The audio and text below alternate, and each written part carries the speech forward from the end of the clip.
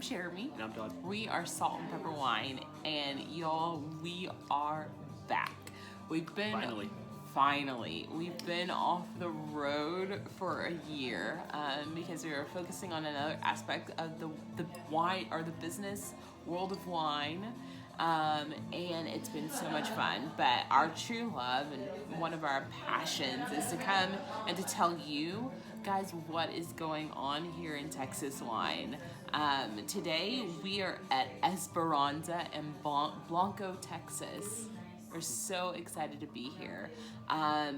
The owner, Judith Braven, we met her for the first time when she only had her one wine at Lubbock Uncorked. And, she was just so kind, and she just opened her own winery here in Blanco down in the hill country. And so she was like, hey, come out. I've got this whole portfolio. And so we're like, of course. And so let's taste through the portfolio. So the first one is her Orange Muscat, which was her first one, and it is grapes from Newsom Vineyards. It's a 2017, so grapes from the High Plains. I'm really excited to see what's going on. Yeah, so definitely a sweet wine. So if you don't like sweet, this is probably not for you. I am not much of a sweet wine person. However, this does go down very smoothly. I love the nose on it. So the crazy thing is, I think a lot of people, I've talked to a lot of grape growers, and they say that the Orange Muscat is not a grape that people usually go for, right? It's not usually one people are like, hey, let me grab that up and make a wine out of it. So the fact that Judith did this, she is just so forward thinking in that.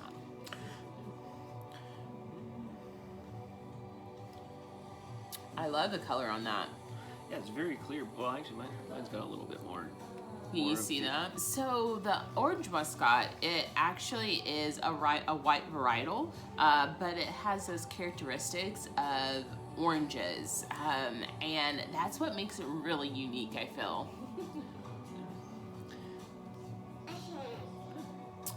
This one is going to be on the sweet side, but it doesn't taste overly sweet. Like, it doesn't hit you over the face and leave this film in your mouth that a lot of sweet wines do.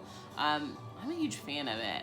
When we first tasted it in Lubbock, I fell in love with it, and so the fact that I can come and get it, and she has it in a variety bulk, you can come and buy it.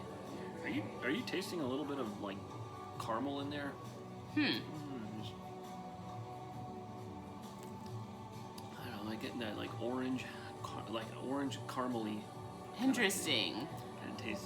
Like one of those orange, it's a candy, and it's covered in chocolate, and it's got that stuff in the middle of it, the caramel in the middle of it. Yeah, like a Lindt chocolate, except I know it's I don't know, I can't think of it right now. I think one of the biggest things that Todd and I are always wanting to bring to the forefront is there is a wide variety of Texas wines that are being grown, or wine that's being grown here in Texas. I mean, we've got, all sorts of varietals, and I think you'll be able to see that as we go through her portfolio, the exact range that Texas has, which makes it so awesome and so fun. So the next wine that we're tasting is the Esperanza Tannat. Tannat, it's a 2017 Tannat. Very good year, by the way. Very good year. I think here moving forward, we're just gonna have great years in Texas. Don't say that. Don't jinx it. Each year is a good year here in Texas. Over the course of the last 5 years, it really has. So 2014, 2015, kind of. They definitely were good years. A lot better than 2009, 2008, 2007. But when you really start looking at it from 2016, phenomenal year, 2017, phenomenal year, 2018 is turning out to be a phenomenal year. 2019 is the grapes. Everybody's saying that. We have a lot. There's a lot. People are having to drop food. Yeah. Tannat is, everyone probably knows by now. Tannat is really becoming that really heavy red that Texas is starting to put out. Everybody was doing a lot of Tempranillo. Now I've had me some delicious Texas Tempranillos, but everybody is turning into this Tannat because it's so deep and rich and. Oh, and Texas does really, good. Really good color. And good color, and it grows well here in Texas. Like, it likes the Texas heat, and, just really good things. So, this one right here is Judith's Tannat. Now, it's really jammy, which is so good. Like, really, really good. Almost like a blueberry jam. I'm getting more of those blueberry notes, or maybe that's because we just went and got a whole bunch of blueberries, and now you're like blueberries. It tastes like blueberries. No, I can totally tell. I can taste that, like blueberry, very jammy. Just a little bit of oak on it, right? So the fruit is not overpowering. I think Texas was really showcasing the fruit of what we can grow here, which I love, love, love. But a lot of winemakers have been putting just a little bit of oak on it, and I'm telling you what, it will make you, it's cry. Definitely having so good. The effect of actually making the taste last in your mouth. 100%. So it's not quite, before a lot of Texas wines it'd come on strong and then smooth on, smooth off. It would come on and then smooth out and then be gone.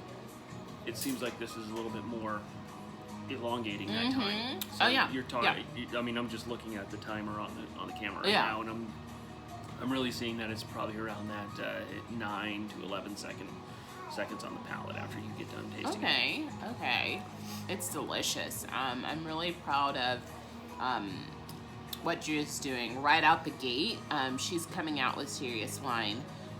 If I hear anybody tell me ever again that Texas can't do wine, I will throw a bottle at them. Cheers. I don't know. Cheers. Our friends in the Texas wine industry are... No, I'm going to fight. I'll fight. No, I actually won't fight. I'm all mouth. We're from the military. We don't fight, we shoot. Oh, Lord. We're from Texas. But, our friends are doing amazing work. This is Judith's wine out of the gate. It's her 2017, and it's delicious. This is something I would love to take, 100% recommend. Take to anybody if you're ever in Blanco, come on by. Please, if you're ever in Blanco, come taste their stuff, because it's so good. So good. So the next wine in the portfolio that we're tasting is the Tempranillo. I love Judith's branding. Her last name is Raven, and so there's Raven everywhere. I like how every label that she uses is different. So, different color kind of matches, kind of what's going on in the wine. I really do enjoy that. So Judith, I did notice your branding. So good. Very, very good. First, in terms of the color, again, very, very dark. I absolutely love that. Second of all, this is a Tempranillo is, depending on where you draw the full body to medium body grape, it can either be a very, very full medium body grape or a lighter full body grape. Now, in terms of this is I would consider this, in terms of the darkness of the actual grape, or the actual juice itself. A little cocoa. Yeah. Well, I was gonna say like dark chocolate. Dark chocolate? Like really dark chocolate. But I mean, I can see where cocoa would be in there. That's probably a better descriptor, or a descriptor. So good. So, fun fact about this one, this Tempranillo, it is High Plains fruit, part of it, but she also put in some of her own estate grapes into this, and her vineyard is 15 minutes that away. Not that you guys know which way that is, but that away. And so how cool is that? Some of the grapes that she's been growing by her hands is in this Tempranillo. So that's really cool. Yeah, so if you actually smell it, what you're going to I wouldn't quite say it's leather yet. It's not, you don't have that leathery yet, but you definitely have that black licorice kind of smell to it. If you lick a black licorice and then smell, like just kind of blow on it wow, I've actually found out that I've actually done a lot of weird things now. The more I start describing the way in which things sound. But no, like growing up, I absolutely hated the black licorice. And every time Mom and Dad would get the black licorice, like you would taste it just to make sure that you still hated it. Yep. But in the wine, if you lick it and then actually just blow it a little bit and then smell it, like it smells like you do have a lot of that kind of smell on it. Yeah. Fun fact about me, I guess I go around and lick and blow things a lot. You got that. Oh Lord. This is really delicious. Yeah, phenomenal. It's a really good Tempranillo, I think. So, the way in which again, this is just myself personally, when I go and when I go look at a winemaker's, or I want to taste what a winemaker is wanting to put out, the first two wines that I always look at is the Tempranillo and the Montepulciano, if it's available. Okay. The third one is the Tannat. Most times, Tempranillo is always there. So you can kind of gauge if they want to go more that full body route or if they want to go more that light route. And, again, that's two different styles that, one isn't necessarily better than the other. It's just that's what the winemaker's mentality is. Yeah. And that's really cool to know. So that way, when you start getting into these other wines, you can say, okay, well, that's just how... That's how they want to. That's how they want to paint that wine picture. Yeah. But this is my style. This is what I personally like. Okay. So it's not something that's necessarily overpowering. However, it is something that does stick with you, and I really do like that. That is a phenomenal Tempranillo. I agree. Congratulations, you did a good job. Great job. I think I want to come back to. Texas is no longer, I wouldn't say we're experimenting with wine. Like, we are knowing what grows great here. We are expanding. 100%. At this point, if we want to put it in terms of a tree, we are no longer the roots. We're not figuring out where all the elements are. And all that. We've already figured that out. Now it's starting to, we've already established what is good, so we're no longer the trunk. Now we're at the branches. And some people are going one direction and other people are going another direction. And some people are even going a different direction. And that's awesome. We need that. One of the things that I really like about Texas wine personally is that we have no established norms. We can make the Wild West of wine. Yeah, cheers. And so with that we can. It's not like the old world where you have a Cab Sauvignon has to be X, Y, and Z. Yeah. Which takes out a lot of the artistic ability of it. I agree. Here in Texas, most of this is art, and it is awesome to see it in liquid. Yeah. No, 100%. Cheers. So the next tasting that we're doing, again, look at this branding. Come on, I love this branding. I love this blue. I love the color. This right here is a 50% Petite Syrah, 50% Sangiovese from Ready Vineyards. And it's so good. So all, Texas High Plains fruit, one of our favorite areas in Texas. When you taste this one, yeah, this is definitely. It reminds me fruit. Of jelly. Yeah, like a. Not sweet, not the sweet, like there's not like sweet. Blackberries. Ooh, yeah, blackberries. Blackberries, definitely. Now that you said blackberries, my mouth automatically felt like biting into a blackberry, and then it doesn't have seeds, but it felt like seeds. Yeah. So yeah, 100%. You definitely have a lot more of the leathery smell to it, but it's definitely a dark fruit. That Sangiovese in it, just does something to it. Like it makes it it makes it taste medium bodied, right? It gives it that juicy How do you explain a Sangiovese? Obviously, y'all know fruit, my thing. Red fruit, Yeah. a little bit more on the raspberry, more strawberry kind of Yeah. smell. But then you can pick out the Sangiovese in this. You can definitely tell the.